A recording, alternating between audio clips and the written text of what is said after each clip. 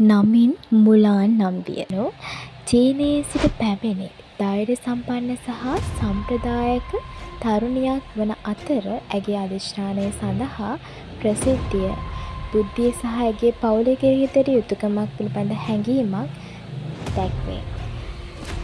නිර්භීත තරුණියක් වන ඇය ඇයගේ උපායශීලී බුද්ධියෙන් අරමුණු කරා බොහොම ඉක්මනින් ජයග්‍රහණය ලබා ගනී.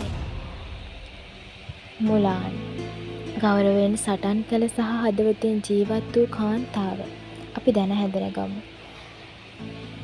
මුලාන් කියන්නේ ගැඹුරු ආයාසයක් දෙන වීරවරියක්.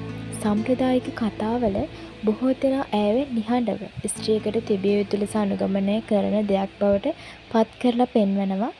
එහෙත් ඇය වන්නේ අන්න ඒ විදිහෙන්ම නොවේ. ඇයගේ ක්‍රියාවන් අතරින් ඇය පෙන්වන්නේ ශක්තිය, නිර්භීතකම සහ තමාගෙන්ම තමාට මගක් හදාගන්න හැටි. එක් දවසක් ඇයට සම්ප්‍රදාය කියන දෙයට ඉර වෙලා ඉන්න ඕනෙද කියලා ඇය තේරුම් ගන්නවා.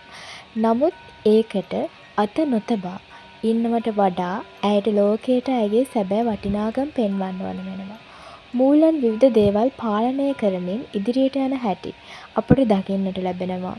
ඇය කටයුතු කරන විදිහෙන් පේනවා ඇය නිතරම බලාපොරොත්තු තියන්නේ කවුරුත් නොහිතන තරම් ගැඹුරට. ඇය බරපතල තීරණ ගන්නවා. බාධා මැදත් නැවත නැගිටින්න උත්සාහ කරනවා. සහ අවසානයේ ඇය කවුරුද කියලා ලෝකයටම පෙන්වනවා.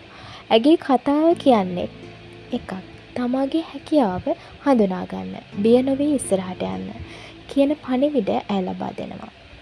අපිට අපේ ජීවිතයේ ගොඩාක් දුෂ්කරතාවලට මුහුණ දෙන්න සිද්ධ වුණත් ඇයගේ ජීවිතයෙන් අපිට ගන්න පුළුවන් ගැඹුරුම ආභාෂයක් තමයි අධිෂ්ඨානය